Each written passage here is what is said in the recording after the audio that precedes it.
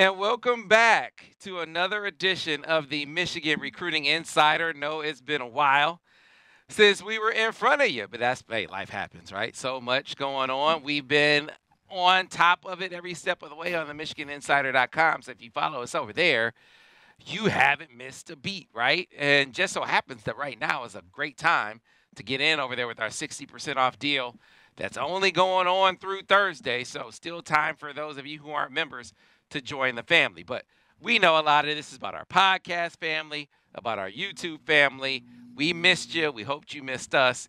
Here we are as we get into the middle of what is a massive recruiting month, not just for Michigan, but across the country. But if you're Michigan and you got already a top-ranked class and several more potential, high-profile targets ready to make a decision, there's a chance to really make this an epic month. One to remember. Joining me to discuss that, to talk about last weekend and some of the noteworthy items coming out of it. It's the best crew in the land, bar none, when it comes to talking Michigan recruiting. The TMI crew, starting off with Steve Lorenz. Steve, how are you? Good, guys. Yeah, it's been a while. A lot to catch up on for sure. So won't be any shortage of material here. No doubt. And, of course, one Mr. Brice Marich. I know the people missed you, Brice. I was up at Wolverine weekend. Tell Brice we love him. Feels good to be wanted. Yeah, man. Yeah. Hey, look, if you're Michigan, we talk about this. We talk about this a lot. I mean, you're in a position where you feel like you're going to have to be turning guys away. In certain positions, that's really what it's looking like. Now, since our last episode, a month or so ago, Michigan has picked up some commitments. Let's just start off with what happened here in the last weekend. We knew that Owen Wafle was on the verge of a commitment when he told Notre Dame he wanted to visit Michigan. And Notre Dame said, if you visit Michigan, then you are committed. And he said, oh, well, I want to visit Michigan. So that was that, right? It was kind of clear at that point he was going to wind up in Michigan, right, Brice?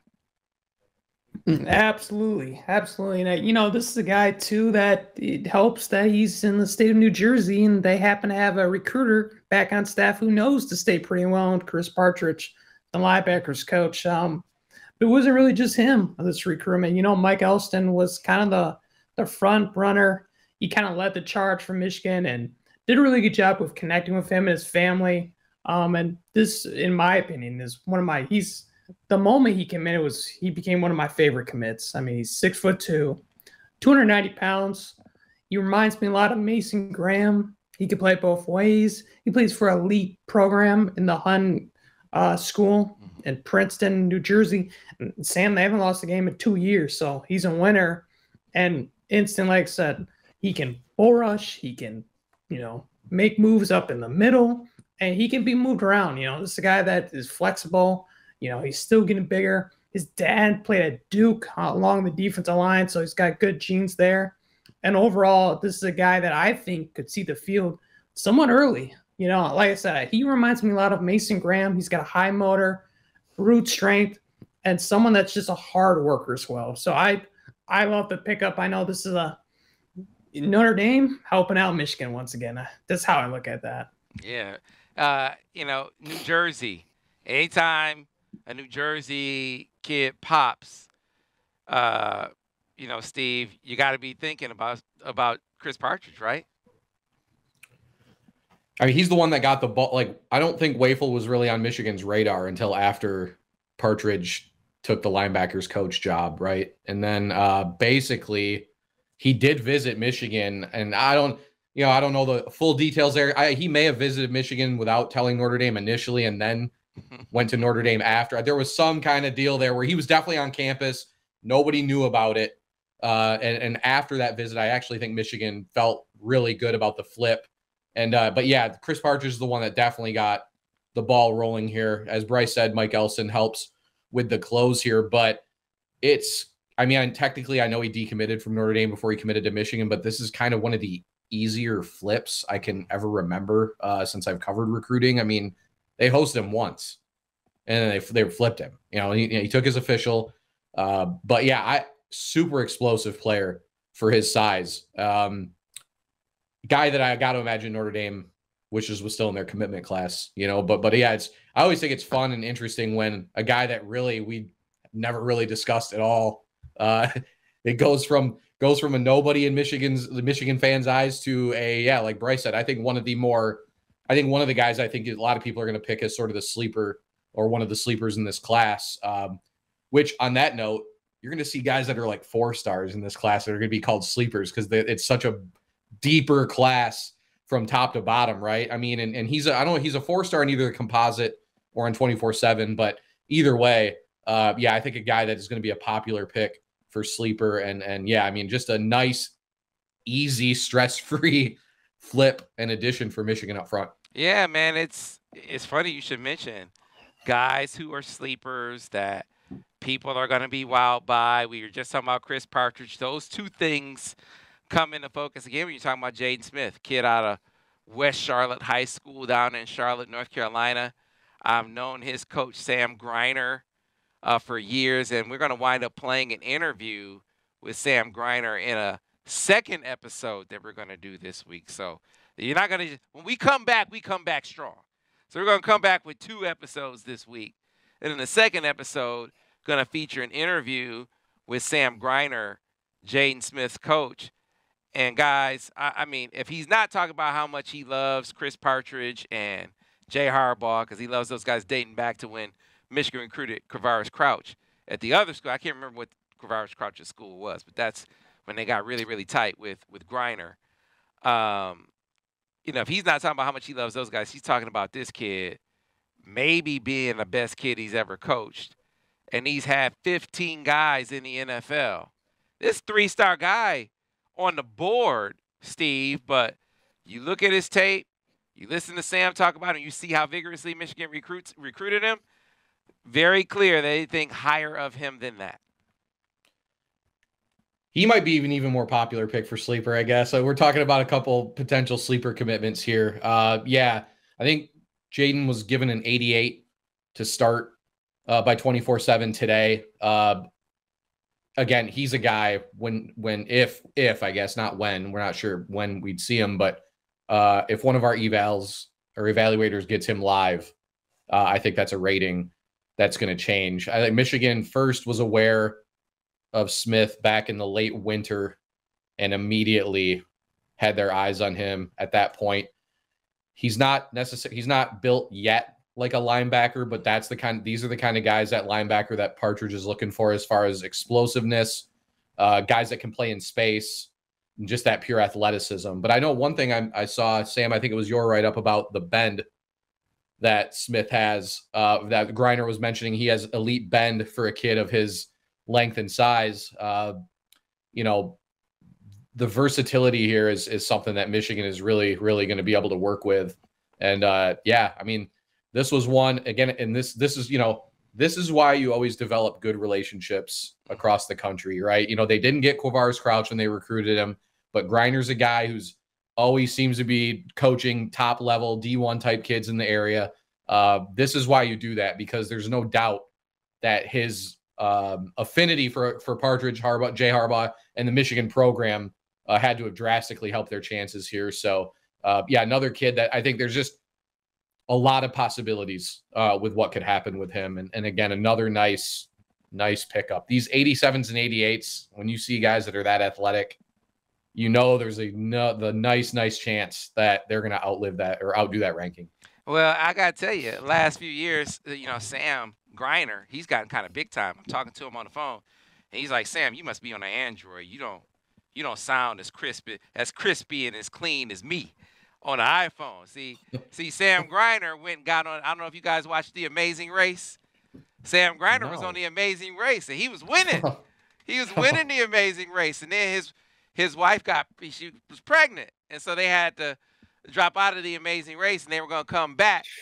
And, some of the other contestants protested them coming back. So, but Sam's big time. By the way, I mean, I guess things happen, right?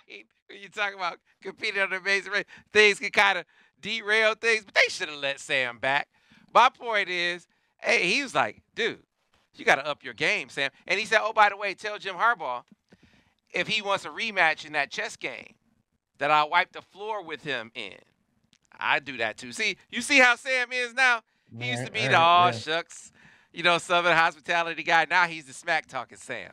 So he said, Jim, hey, Coach Harbaugh, if you want some, come get some. That's not me. That's not Sam Webb. That's Sam Griner saying that. So, if you know Jim Harbaugh, he definitely wants a piece of that. So I want to see that matchup. I also want to see Jaden Smith, guys, when he's 230 pounds. Because what's striking to me is looking at the linebacker board once Chris Partridge came in, and it's very clear. Like, Steve, you've talked about it a lot. Like, he immediately came in and upped the intensity of the recruitment of Jeremiah Beasley. And then you see guys like, getting on a guy like Jaden Smith. It's clear he wanted linebackers who could really, really run. Sideline to sideline guys. And it was one of the things that Sam talked about in the description. He said sideline to sideline guy. And they were talking about how they really need those guys, more of those guys in the linebacker room. There's a type that is being recruited to, and I don't think it's any question, it's that SEC influence that Partridge is bringing with him. Yeah, I mean, again, and here's the other thing too. You talk about wanting to see him at 230. Another thing, and I know we'll talk about a couple guys later, Elias Rudolph being one specifically. They are definitely recruiting with Ben Herbert in mind, as far as, you know what I mean? They can find a guy who other schools may look at and say, he's a little skinny, he's a little undersized, it'd take a lot of development, but we've seen how Michigan has developed some of these guys, and it's clear. I think they feel even more comfortable than they maybe ever have, as far as not only do they have the development just on the coaching side or just the player development side, but the body development, that Herbert has shown and just the strength and conditioning program. How many times have we heard how much of a strength that is with recruits when they're on campus? But yeah, I mean, I'm with you, Sam, as far as wanting to see this kid with more weight on him. And the thing is, we're going to see it at some point, right? I mean, it's basically a certainty that they're going to get him there. So it just feels like I think there's a lot of confidence right now that they can recruit and sort of build these these monsters in the weight room and stuff, and then put them on the football field to let them make plays. Yeah, and let's talk a little bit about the transfer portal edition that they picked up in Josh Wallace. You looked at how his recruitment unfolded when he hit the portal, coming from UMass. It was like a run. Big timers, Penn State came through with an offer. Of course, Michigan. You had other powerful. Oklahoma came through with an offer. Of course, you had some of the others. Virginia Tech wound up being interesting because his high school coach is on that staff of Virginia Tech. They were promising him a starting position. Iowa offered as well. But Michigan ultimately came out on top.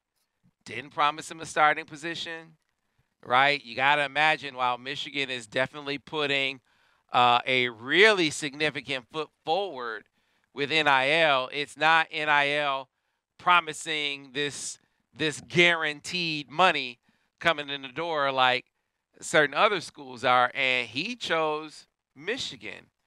Bryce, the opportunity, and I know Mike McCray. I know you've heard Mike McCray talk very highly about Josh Wallace as well. Compares him to David Long. Mike McCray used to be a linebacker at Michigan.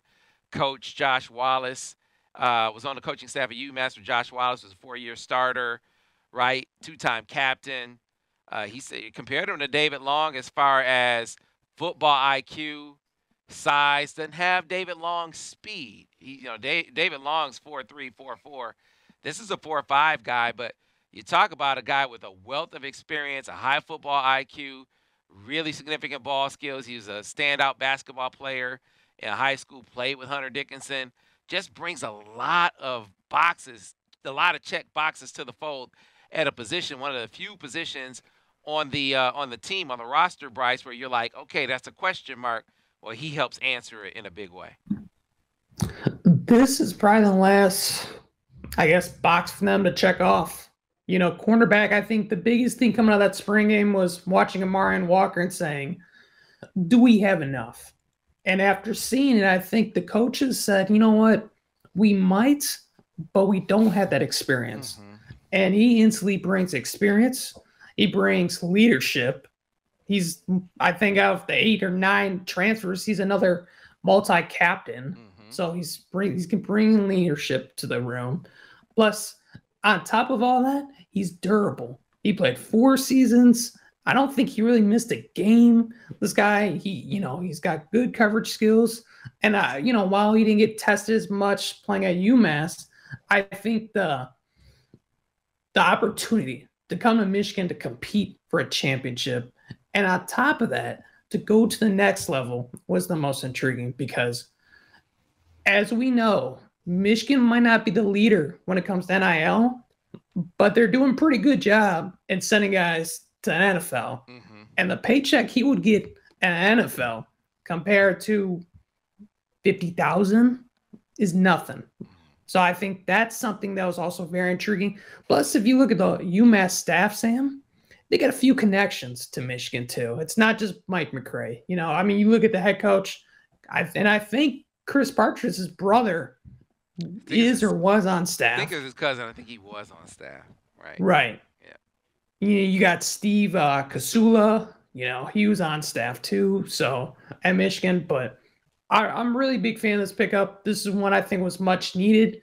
I don't think it's a for sure thing he's going to start, but it just helps the room overall, and it takes the floor of the cornerback room up another notch. That's how I look at this. Yeah, it takes some of the pressure off of the competition between Amarion Walker and Jaden McBurrows, and those guys develop as quickly as they can at the pace, at the right. You don't have to force feed them in there before they're ready. If they are ready, if they wind up winning the spot, great. It's gravy.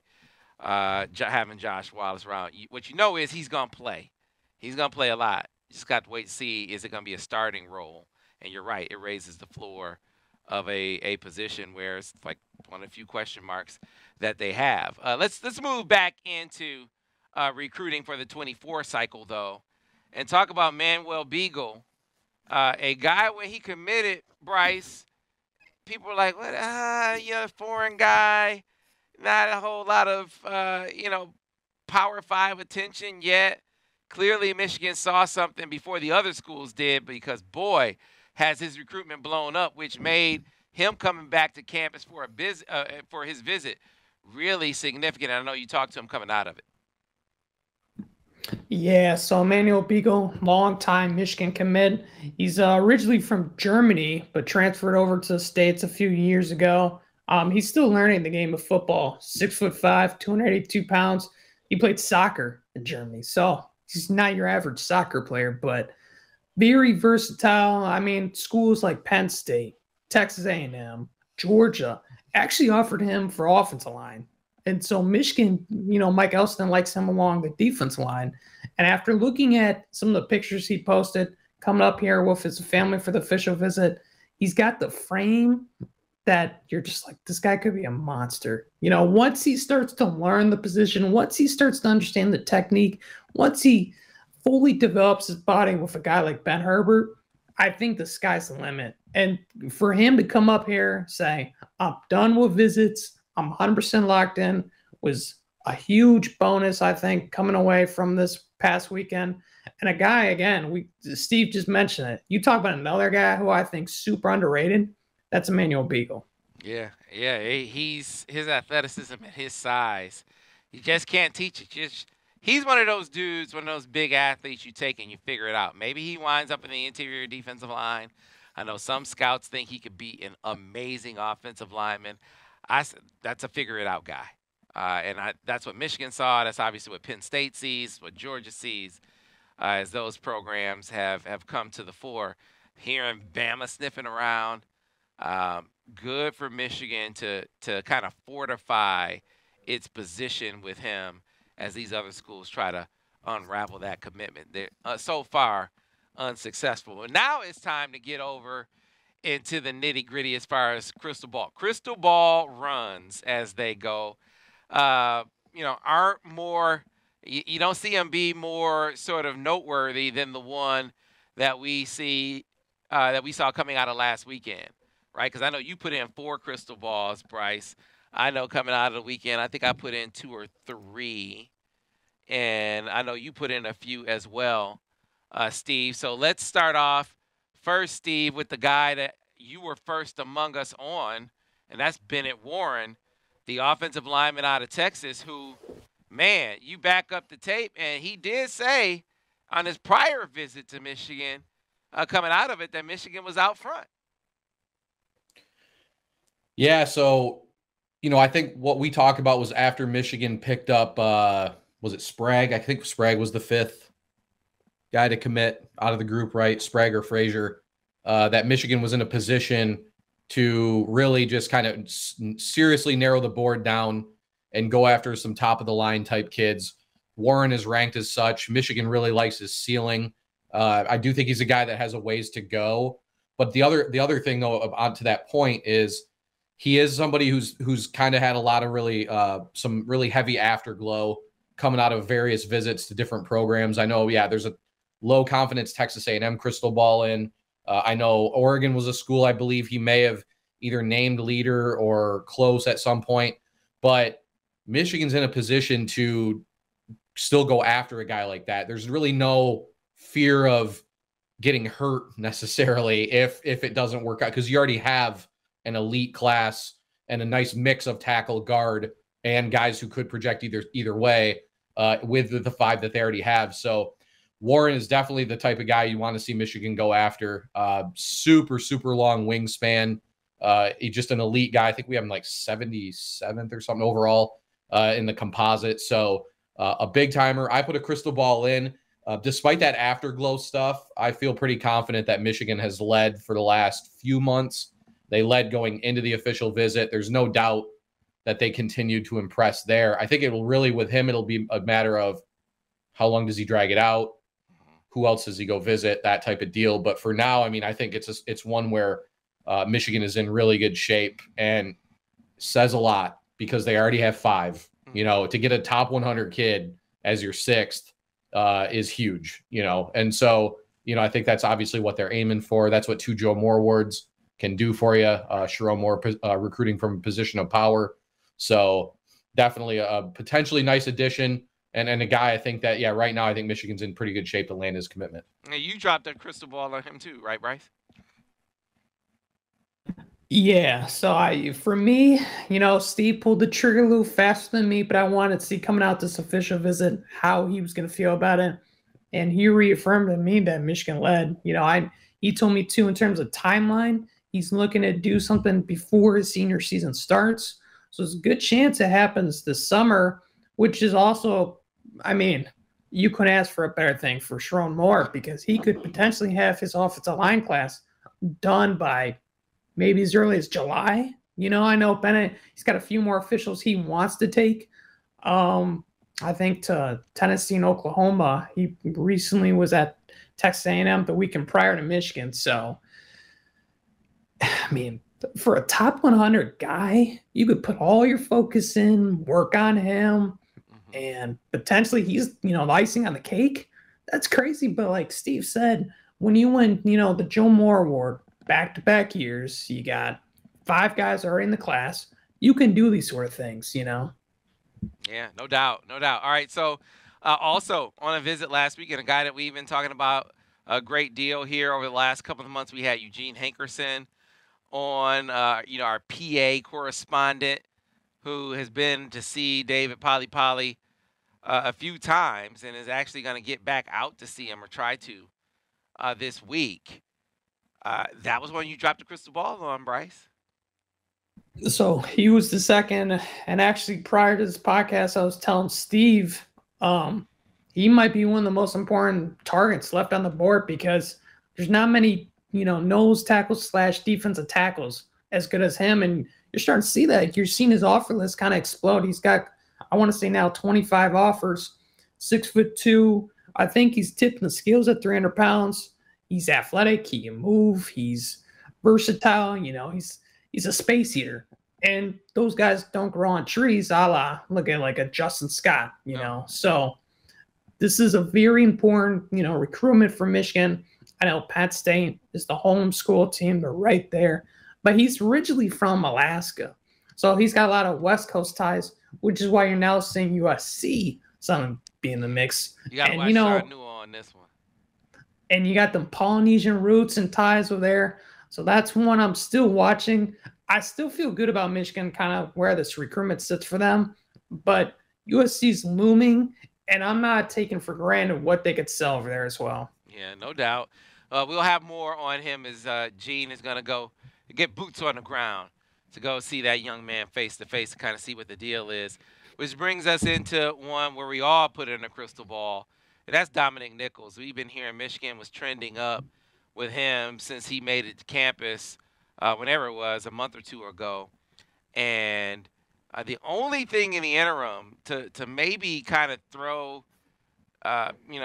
someone off the scent would be the Wisconsin buzz. But I just think on the strength of this visit, and I've talked to several guys who were around during the weekend, and Steve, they all were like, oh, Michigan's going to get that guy. They're going to get Dominic. Now, he had visits coming out of that, but I'd be shocked if someone's able to undo Michigan's sort of untangle Michigan's hold on him at this point.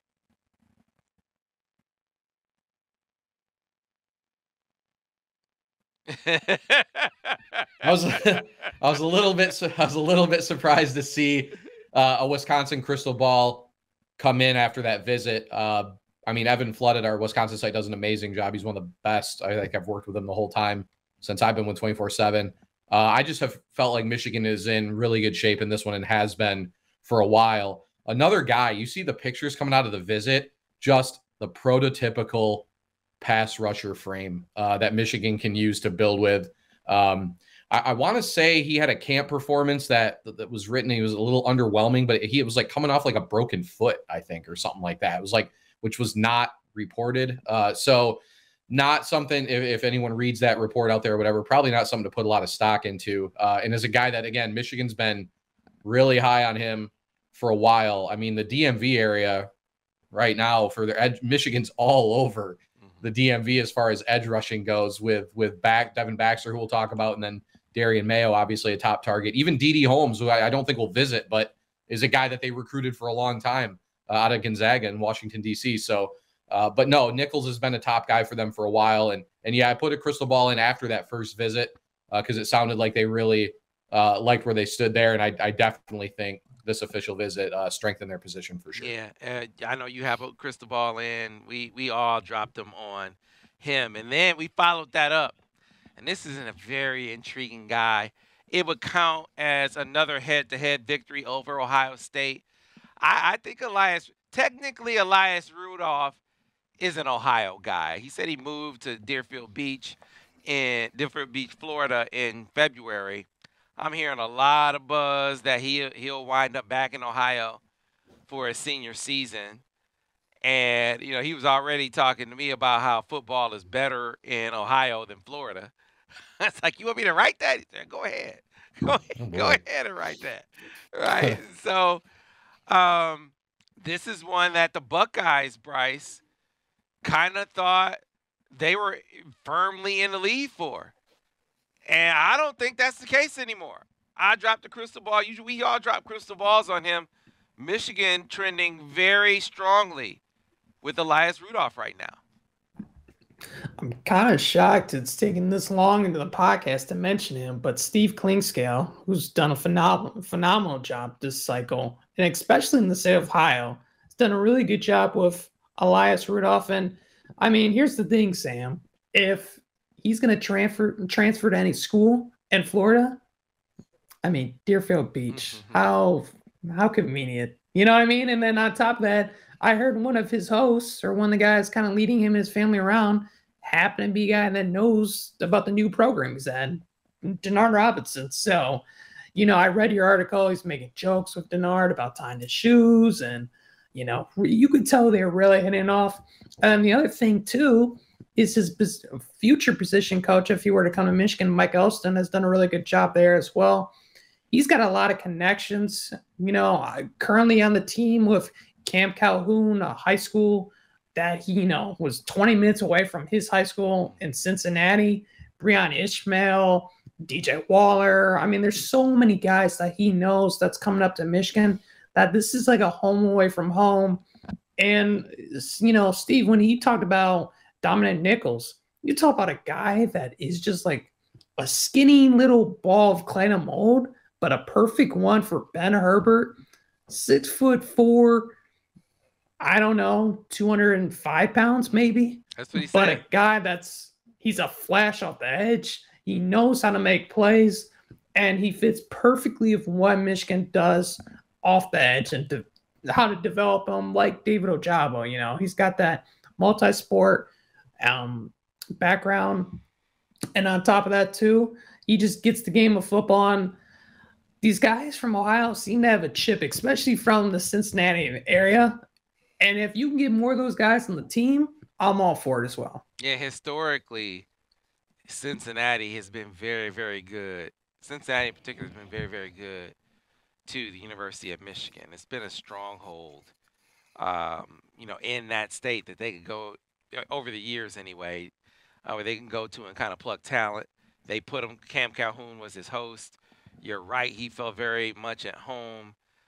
Clink is the driving force relationship-wise, but this visit was big for him connecting with Mike Elston. That relationship went to another level. He was already feeling really tight with Jim Harbaugh, as he said.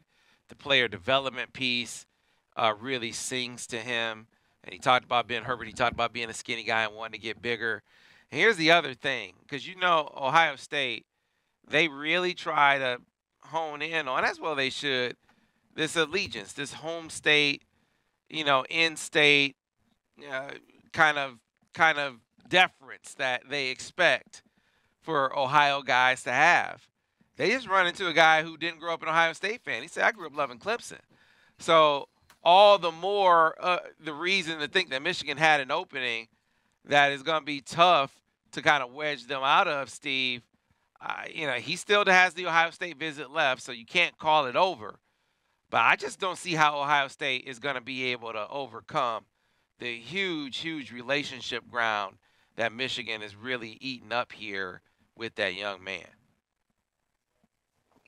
Clemson fan or not, it feels weird to hear somebody say that about Michigan and recruiting an Ohio kid. You're right. It's going to be hard for Ohio State to overcome, you know, like how the times have changed, you know, I mean, or at least changing, I guess would be the best way to put it. But yeah, another great player. Like I thought Ball of Clay was the perfect way to describe Rudolph for Michigan. And Cincinnati's always a great city to hit because it's far enough south where there are other allegiances, other programs in the general area where not everyone in that area is married to Ohio State, right? I mean, they're still going to get guys out of there. They always have, but it's not like, you know, like a Dayton or, you know, a lot of the cities that are much Cleveland, like the cities that are a little bit closer to Columbus. So, you know, we've talked a lot about it. Michigan, very smart to attack the top programs in Cincinnati. And it's really been paying dividends for them. I mean, you see the kids coming in. Like you talk about Cam Calhoun. We all love Jason Hewlett, you know, is another one that everyone loves. Is what his potential is in the Michigan defense. So, but yeah, with Rudolph, like I said, I mean, the ceiling for these edge guys that they're leading for and are crystal balled, man, we've seen what they've done with guys. We've seen what they've done with guys who maybe really didn't even have the physical and athletic traits that some of these guys have. You know what I mean? Yeah. So they're in a position now where it's very hard to imagine them not getting 4 guys in that mold that not only are good prospects, but are high ceiling prospects as well. And Rudolph, you know, much like Nichols, I think is right in that camp. Right. So let's pause right here. When we come back on the other side, we'll stay in Ohio because, you know, there were some prospects that Michigan was clearly in chase mode with. Bryce West was among them for sure. The corner from Cleveland Glenville, a prospect who I think Michigan led for at one time. But I think Ohio State, you know, over the course of the spring, they were able to, you know, kind of rise into the pole position there. We'll talk about that. And then some other prospects that at least the vibe coming out of the weekend, the vibe from inside is that they improved their position they're standing with. Still kind of feeling like, at least from the outside, though, that they might be It might still be kind of long shots. We'll get into them on the other side as well. Stay tuned for more. We'll return on the Michigan Recruiting Insider. So, fellas, Bryce West, cornerback prospect. There was a time where this was like, why are we even talking about a Glenville kid, right? Ted Ginn dating back to the early 2000s when he came up. Now, the last guy that Michigan got from Glenville was, the last guy they got that Ohio State was on from Glenville was Pierre Woods. They've had other Glenville guys since then. You know, obviously Frank Clark, Willie Henry, Willie Earl. Yeah, Willie Henry. You know, so you had some other guys that were really productive guys. That just tells you the depth of that program. That those are two pros, and those weren't even guys that Ohio State was on. Well, guess what? They have been on Bryce West in a huge way, and this has been a knockdown, drag-out battle.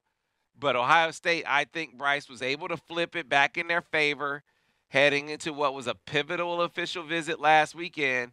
And one that you talked to the other guys on the trip. I know you talked to Jacob Oden. You know, I talked to some of the other prospects, talked to Boo Carter, talked to Elias Rudolph, and said they were all like, hey, man, Michigan, they're looking better with Bryce now. So, I don't know. I mean, I'm still not ready to say that they have overtaken Ohio State, but things do seem like they've gotten a little more interesting again.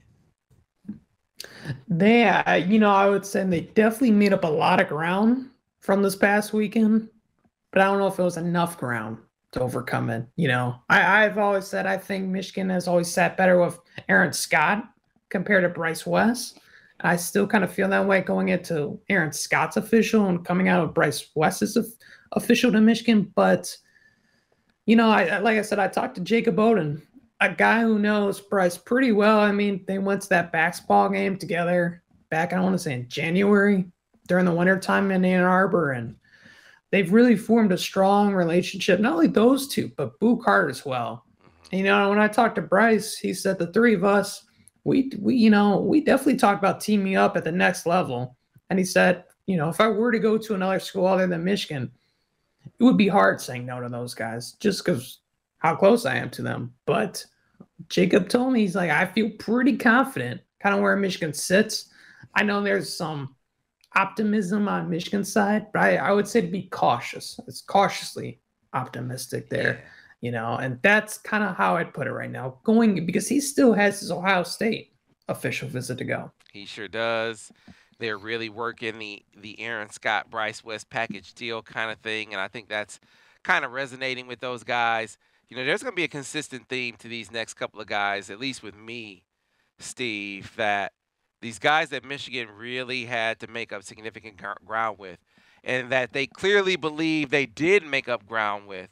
If they're going to overtake the competition, I think it's going to take getting them back on campus again. And I'm feeling that way about Bryce West. We're going to be talking about Justin Scott and Ryan Wingo. I think they are definitely in better position with Bryce West than those two.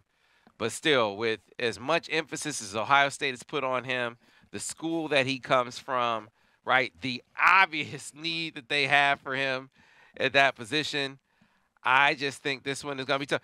You know what stood out to me, and tell me if this resonates with you, Steve, is the thing he talked about most coming out of the visit. He said, man, the way Michigan coaches, you know, their coaches, the way they coach their guys up. And I think that's a real thing for these DBs who are looking at Ohio State versus Michigan. I know it's a thing for Aaron Scott. Like, where are you going to get developed? You know, are you going to go there and, you know, get tire tracks, rolled over you like they did last year in the Michigan-Ohio State game where there was no answer, where you had guys wildly out of position, didn't know where to be, coach didn't know how to put them in the right spot? Or you going to go to Michigan and where you see a freshman guy come in and look like an All-American. You see a guy like DJ Turner get developed to a second-round pick. You see Mikey Sainristil flip sides of the ball and become like an all-league dude. Like, I mean, that is a real thing. So that sticks out to me. if there is something that Michigan is going to be able to seize upon, Steve, and really flip it, getting them back on campus and really leaning into the coaching advantage that it seems like they have.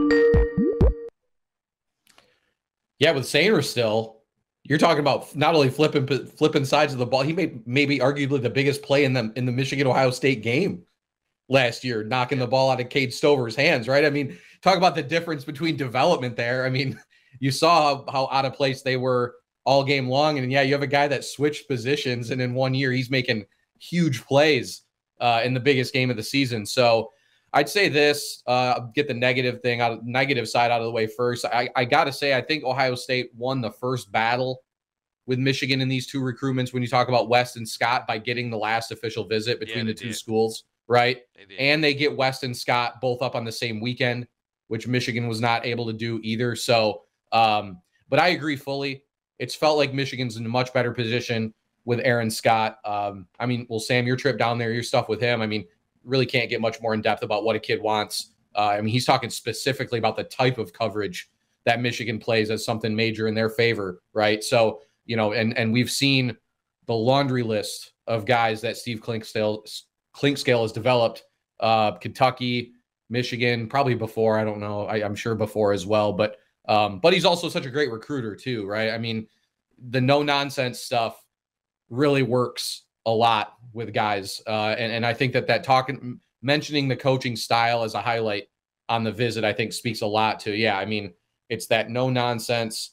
You know, these guys are always being promised the world by every school that's recruiting them. But I think Michigan makes out of the types of promises Michigan makes as far as getting on the field, I think are always a little bit different, a little bit more unique. You know, you'll have the opportunity, but you're not guaranteed a darn thing, you know? So, but yeah, I agree. I think better shot with Aaron Scott for sure. I didn't realize Bryce West, there's 7 crystal balls in for Ohio State right now. I mean, pretty much everyone in our network thinks he's going to Ohio State. I did not know there were that many, but yeah, I also fully agree. Kid who I do not think is in a hurry, right? You got to get him back up again for sure. He's one for sure, because right now Ohio State's getting the last shot, the last word. And I think if you're Michigan in this race specifically, you're going to want another opportunity. They need that. Did they need that response with Aaron Scott? I don't know. Maybe not as much, or we'll see. But with Bryce West specifically, I think they'd want another opportunity after Ohio State rightfully goes all out in a couple weeks for him, or next weekend for him. Yeah, I speaking with a source close to Aaron Scott's recruitment, it's very, very clear that the pendulum sort of was like an inverse. Like on one end, early in the recruitment with Aaron Scott, you know, Ohio State was out front. And Michigan felt like, and we even talked about this on one of the podcasts, they're out front with Bryce West. And then it's like the shoe was on the other foot. And look, Ohio State could wind up with both of them. I just think they have a tougher battle on their hands when it comes to, and they acknowledge, that's the thing. I think that's the thing that's most surprising to me. I mean, we won't kind of get too deep into Aaron Scott in this episode, but the surprising thing to me is how many of their experts are kind of like, oh, well, this is a little bit more of a battle than we thought. You know, this isn't a slam dunk, and he really is looking hard at Michigan. It's like they know. And you certainly have a coach there in Mo Douglas who, as you guys heard on that episode, is gonna help level the playing field. He's not gonna push the guy to Michigan by any stretch. You know, he's had 5 guys go to Michigan. He's not gonna push him to Michigan, but he is gonna make it so all of the negative recruiting that is going to come in Ohio recruits' way if he's being recruited by Ohio State, he's going to weed that out and kind of let the kid look at both schools on the merits. And that's a tough thing when it's a DB for Ohio State, because DBs, I mean, you look at one and you look at the other, there is no comparison. There is no comparison about secondary play and development. They might recruit 5-star guys. They don't coach them like 5-star guys, right? So we'll see how that impacts Aaron Scott, or if it impacts Bryce West. But I kind of teased it a little bit, Steve. The other guys that Michigan had significant ground to make up with, and they may have made up ground, and I know that's the vibe coming out of the weekend. That's what people who were present for the week for the visit were saying. about Ryan Wingo and Justin Scott. I just think with those guys, especially if you are really going to pull an upset or have a legit chance at pulling an upset in these races, you got to get them back on campus. They feel like they made up some ground though with both Wingo, Ryan Wingo, the 5-star receiver, and Justin Scott, the 5-star defensive lineman. Yep. So these are guys that you keep recruiting no matter who you get. These are guys who are not going to care how many players are committed at their position because they believe they're better than the guys that your school has committed at each of those positions. Yeah, I mean it's they visited. It's hard not to think they didn't make up some ground, right? That's the kind of the thing is like it's always hard. You know, the art is parsing through it to really kind of get a real read on where things stand. I guess the one good thing is, I mean, they're at least within traveling distance to come back at some point. You know, Justin Scott in Chicago, that's not that far of a trip if Michigan works hard to try to get him up for a game or whatever. But yeah, I mean, I put them both in the same camp. I thought it was kind of funny, maybe a little bit better. I think we all agree a little bit better of a shot with Justin Scott, though, versus Ryan Wingo, correct?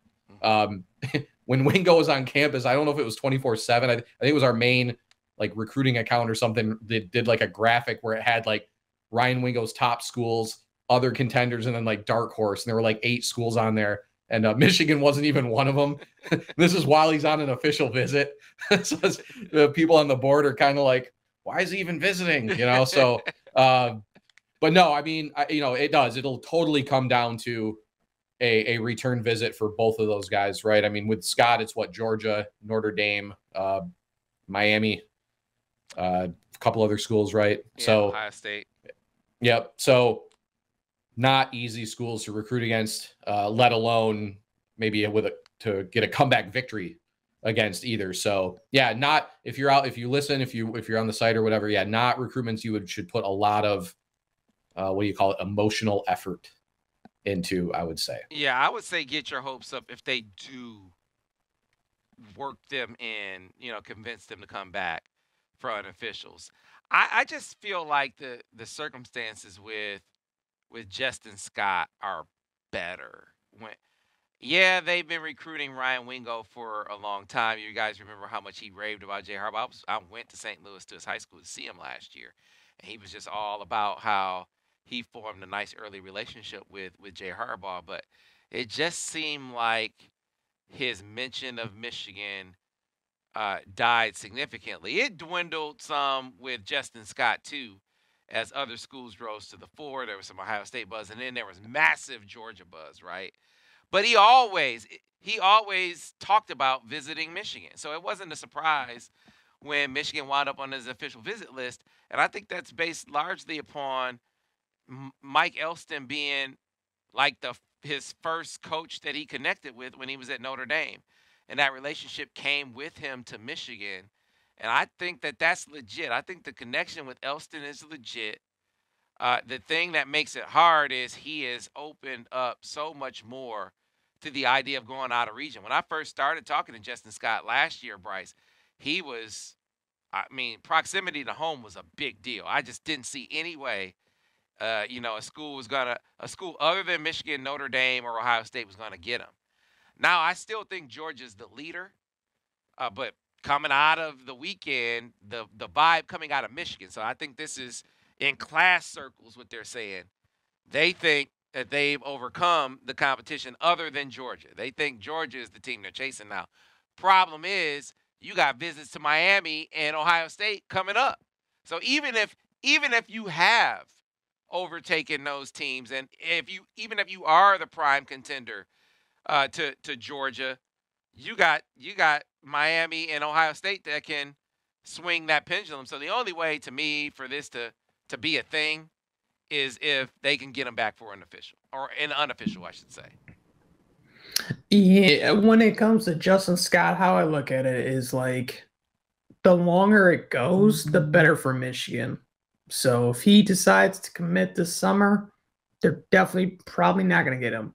If he kind of drags it on and maybe they get him up for a game or something like that, or maybe even the barbecue, now we can talk a little more. But I think the other angle that Michigan did a really good job with this weekend is the academic side. They always seem to do really good with when it comes to the parents and just kind of impressing the parents. And I know his mom, who's an educator as well, was really impressed by the presentation, what Michigan offers on and off the field. And when you're looking at some schools he's also considering, I don't think, other than I would say probably Notre Dame, stacks up to academic portion or level compared to Michigan. That's a good point. So I'd say Michigan can really harp and pull those heartstrings on the academic side, but I don't know how far that's going to get them. You know what I mean? Yeah. And it's just one of those things where if you can get them up to campus again, I think now we can start talking more. But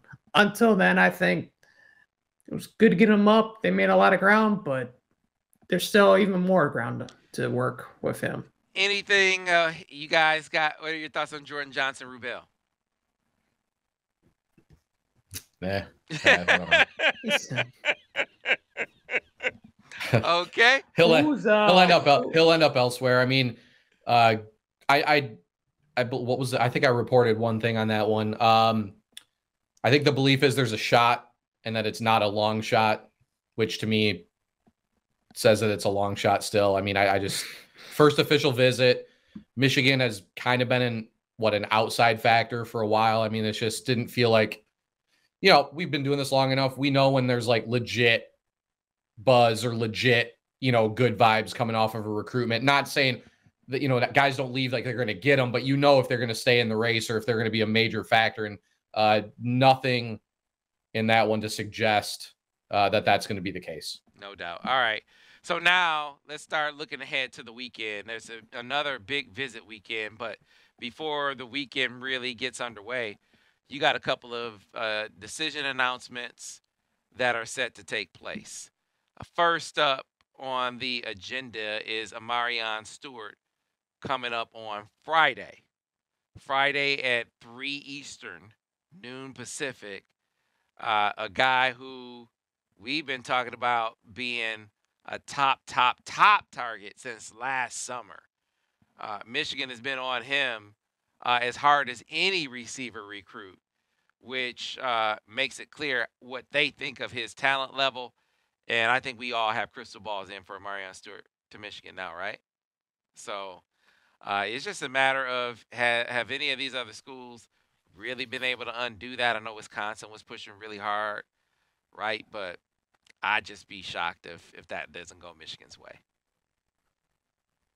That's one for a while, right? It's kind of felt that way. I mean, it felt like we've been talking about him connecting with Channing Goodwin, Jordan Shipp, and on an early visit. Yeah, this one's one that has kind of felt like it's been Michigan's to lose for months now, I'd say, right? I mean, I don't think there's been a point, because we've all had crystal balls in for a while on him. I don't think there's ever been a point where any of us were questioning our crystal ball there, right? I mean, I don't think that's a crystal ball or a page I've checked on in quite a while. So yeah, you know what? He I think is a really good, what they thought AJ Henning was kind of gonna be. This kid is more of that, in that, AJ was fat. He was straight line fast, whereas Amarion is straight line fast and really shifty, really quick side to side. You had AJ had kind of stop go quickness as opposed to make you miss, shake and bake quickness. There's a difference, and Amarion brings that to the table. Guy you really give it to in space. A guy who is, when you think about his explosiveness as a leaper, really good ball skills, why they are like, man, this is a dude, Bryce. So you hope they can bring it home. If you're a member of this class and you've been counting on, like, I know members of this class have been counting him as a member. they've been talking like he's in it. So you hope for their sake that they get it done, because they'd be crushed if he isn't in the class. So we'll see. Now, same kind of thing, Bryce. Some of them have been talking like Boo Carter's in this class, and I just think that's, I know how things may have looked, the week leading into the visit. I know how things looked on the visit. But then he told me earlier this week I might be going to Tennessee on Wednesday. And that was not locked in stone when he was on campus over the weekend, on Michigan's campus over the weekend. And he made that visit to Tennessee. If you were projecting him to Michigan, you're in the class, I think you got to be feeling uneasy about that right now. So coming out, he's official to Michigan. This was just my opinion. I personally felt Michigan led for him. I really did. I think they did a great job. But the caveat to all that, Sam, is he going to take another, visit to Tennessee? And lo and behold, he took that trip, and he's like the Brian Robinson of Tennessee. He's been to Tennessee so many times that you just kind of figure he's in the class at that point, And you're like, this is a guy that knows everything about Tennessee. He's from the state, so they're, the hometown hero sort of thing. And they could pitch him too, look at our offense. Because I know, Sam, you got to see him, and I did too up close at the Wayne State camp. Mm-hmm. He can go both ways. Yes, he can. Easily. That's no question about that. I think the biggest thing about this is not about if he picks Michigan or Tennessee. It's about what happens next. Because I don't think Michigan's going to give up. Even if he picks Tennessee, I think this recruitment's far from over. I think you could see him back on campus at Michigan during the fall. So this is one I'm going to tell fans to just take a step back. Even if he doesn't pick Michigan, just be prepared that they're going to keep coming after him, especially Steve Clinkscale, who he has a great relationship with. Yeah, no doubt. I agree with you. I think that Boo is, as much as he is, I think his athleticism is appreciated. He's a 4-star guy. Somehow I feel like he's underrated. He's an 89 on 24/7, Sam. I just can't fathom that he's an 89. He's a 4-star on the composite. Right. But for us, he's an 89. And I was just going to say, whether he commits to Michigan or Tennessee, whatever, he's definitely one of the 5 or 6 most underrated kids that I haven't seen every kid's page. I'm not watch but of the kids, at least at Michigan's recruiting, he is bar none one of the 2 or 3. He is not a 3-star prospect at all. So right. I just wanted to say that. I was really raring to say that. Yeah, so. legit corner skills. But at the camp, he was like, I'm gonna show these dudes I could play receiver. Like, I don't think anyone was really questioning that, but I think he was kind of making a point that, no, I could be like a 4 or, a highly rated receiver if I wanted to just do that. And wherever I go, I need to definitely play both ways. And Michigan was all about that. They really leaned into the Jabril Peppers comparison. I think that really resonated with him, and I agree with you, Bryce. Win or lose, Michigan or Tennessee, and probably the other schools on his list for that matter, this recruitment will not be over till signing day, period. That dude, I think, is going to visit other schools after he commits. I don't see how it doesn't happen, right? So, news heading into this big visit weekend, so we'll give you a little bit of a preview. We'll come back to it a little more in depth in the special Friday episode, right? So stay tuned for that. We'll release a time here in the next couple of days or in the next day or so about when you should look for that to drop. But Jordan Shipp, we talked to him coming out of his visit a couple of weeks ago. His visit to Michigan is official. He was blown away. I dropped a crystal ball after that. I think his mom, his dad, I think they all got a much better appreciation for Michigan's offense, what his role would be in it. The fact that while they're going to be a balanced attack, they're going to wing it a little bit more. They're going to stretch the field a little bit more is a better way to put it. And I just think his connections with coaches across the spectrum, connections within the team beyond Channing Goodwin and Jaden Davis, who were not on the visit. I think that was a big deal that he had relationships outside of them. I think all of those things were trending Michigan's way. But he still had other visits. He still had Carolina and NC State. He was talking about maybe visiting Virginia Tech. but left open the possibility of coming back on an unofficial while Channing and Jaden were here on officials, and now he's locked that visit in. He's coming back for an unofficial this weekend, so he's going to be here with all the commits, right? All those coaches going to be here with his quarterback. Fellas, I upped my crystal ball confidence on that one now. I think he's totally moved past the idea, the need to stay home. And here's the other thing. We were talking about Georgia being a big deal, and Georgia's kind of faded into the background of that recruitment. I started to think they were the biggest obstacle. Now, I think Michigan's going to get this guy. It's big to get him back on campus for another visit within a week or so of the last one. Yep. So, yeah, Georgia backing off is like, I think, North Carolina and North Carolina State. Is he the one who's isn't he a North Carolina State legacy? Didn't his dad play? No, his dad played at Florida. Okay. Yeah. Why did I think there's somebody that recruited? He's been to Carolina and Carolina State a lot. Right. Again, another guy that I think for a while there were questions about how high Michigan was on him because he's not as highly ranked as Channing Goodwin was, but he was, felt like Michigan. Well, no, Michigan, he's a tip top target and has been for a long time. And, just so happens he goes to the same school as I think that obviously helps that gets you in and everything, but a very important piece to the class with his size.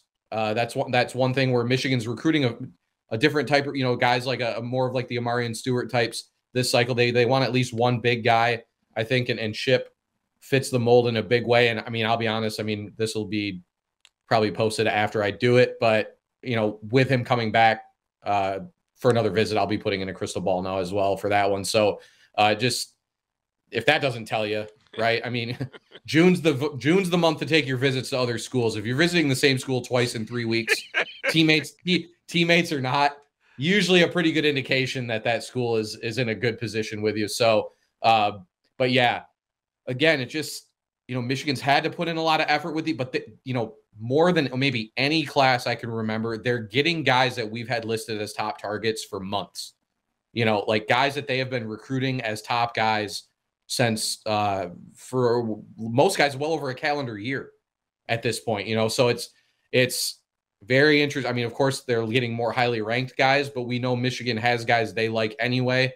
They're getting both right now, and they're getting guys that we've had listed up top for months and months. So, and Shipp would be the latest or one of the newer guys or one of the big ones on the offensive side of the ball. So Bryce, kind of lay out this weekend. I know this is the big weekend for the commitments. Like the whole class essentially is going to be taking an official visits this weekend, and what that sets up is the uncommitted guys really, getting the recruiting treatment from the guys in the class. So kind of lay out the uncommitted guys that will be on campus this weekend. So they get about 4. We're in now 5 with Jordan Shipp, but he's taking unofficial. But let's start off with Michael Uni, offensive tackle from the state of Texas, 4-star, top 247 prospect. This is a guy saying that, Sharon Moore's done a really good job recruiting. They got him up during the spring, had a great time. He's returning. I kind of feel Clemson, Alabama, a couple of the big-time programs are in with him. But Michigan's been kind of like a steady, consistent factor, throughout his recruitment. And him coming back shows, his interest in the program as well. Moving along, Devin Baxter. We're talking about edges, another long, lengthy edge from the DMV. He's like 6'6", 225. He's got insane length and wingspan. This is a guy that Michigan, I felt for a while liked, but I think now they really, really like. And he's to the point too where, I know Virginia Tech, Rutgers are also on him, but I feel like if Michigan really pushes, he could be in the class. So he's one to watch coming up this weekend. And the other 2 main ones, we already mentioned Aaron Scott, the number 1 prospect from the state of Ohio. He's, arguably maybe their top target for this cycle right now. And then Jeremiah Beasley, who's coming off his official visit to Michigan State. He plays at Belleville High School right down the road from Michigan. A guy that Chris Partridge has I kind of felt, basically resurrected that recruitment for Michigan, brought it back from the dead, and now put Michigan in pole position to where I think all three of us have a crystal ball in favor of Michigan as well. He's got coming up, and I think out of the four of those, you could see maybe one, maybe two, potentially jump in the foot. I don't want to say this weekend, but by the end of the summer. So, again, not in terms of uncommitted guys, as many as this past weekend, but very important ones coming up this weekend. Yeah, Baxter, I know you guys are really high on him. The most interesting thing about Devin Baxter is, man, it's just this edge board is loaded. The edge board is absolutely loaded. And with guys, they have legit shots at. And so we get questions all the time. How many are they going to take? Right? We get questions all the time about where does Brian Robinson fit? Does he fit? Does he still fit? We will get deeper into that in the special episode on Friday. We'll talk about Devin Baxter. We'll talk about how, okay, let's say Elias Rudolph and Dominc Nichols comes. Is there a scenario where they could go past 4? Even though that might be the number, and that's the number they gave to Brian Robinson, by the way. I could see a scenario where they move past 4, right? Now, it'd take a unique set of circumstances, but I could see it happening, and we will get into that later on this week. In the meantime, in between time, you do not want to miss all of the action going on over on the MichiganInsider.com. We have updates and intel flowing left and right. If you want to stay up on the latest and the greatest in Michigan football, basketball, and recruiting, it's the place to be. And I haven't even started unpacking all of the excellent intel I got from the team. Man, I got a chance to sit down with Donovan Edwards and just ride around on a golf cart with him. And he talked about how Ohio State tried to strong arm him into a commitment. Yeah, he said, man, they said they were going to take 2 running backs. Then they got one. And then they called him and were like, hey, Trevion Henderson wants to commit. You got to come now. He's like, no. I'm going to go somewhere else. I'm going to bust your ass there. That's a quote. That's a quote. That's a quote. And I think he lived up to it. So I'm going to bring that to you, right? Talked about that. Talked about the young running backs on the team. We broke down plays with those guys. I sat down with Devin Gardner. And Devin, so you know that big Air Noland, Jaden Davis matchup at Elite 11, and you had some people talking about, oh, well, Aaron Nolan got picked, and he wiped the floor with Jay. He was so much better than Jaden. You know who set that matchup up? Devin Gardner. He was the guy who orchestrated the whole thing as the Elite 11 coach that did it. And he said, no, it was very close. And he said, I'm going to let you in on a little secret. Because it was close. Like, if it could go either way, it was a flip of the coin who won a particular matchup. I gave it to Aaron Nolan, Ohio State guy. I'm like, what? Why would you do that? Why would you lead toward the Ohio State guy? And he said, I want to put a chip on Jaden's shoulder. I want to make him work harder. I want to make him feel that heat that he feels like he got done wrong. And he said, it could have easily gone Jaden's way that day. But I purposefully went the other way because I wanted him to have that edge. And boy, did he, mission accomplished. But my point is, we have that. He went in depth into breaking down his game, the matchup there at the Elite 11 Regional. They are at the Elite 11 Finals now, so it'll be interesting to hear how that goes. We got a lot of excellent content already on the site and a lot of excellent content still to come on the site. If you aren't a member, now is a great time to become a member of the site because 60% off going on right now. Annual subscriptions, it does not get any better than that. Only going to be going on for a little while longer and just in time for these big visit weekends and a lot of great intel coming up over on the site, over on the MichiganInsider.com. So, folks, that's going to do it for this episode. Stick to the site so you can look for the time of – we're going to go live on Friday. So we'll let you know the time of the live. So look for the second episode this week. And, of course, if you like this podcast, be sure to rate it. Be sure to review it. Be sure to tell all your friends about it. They can find it wherever they get their podcasts. It's Google, Stitcher, Spotify, iTunes, you name it. And, of course, if you like this YouTube video that we put up when we do the Recruiting Insider, like the video, subscribe to the channel. That way, when we drop a new episode, you'll always get a notification that it's coming. Until then, folks, we'll see you over on the MichiganInsider.com. Take advantage of that 60%, and we'll see you again next time on the Michigan Recruiting Insider.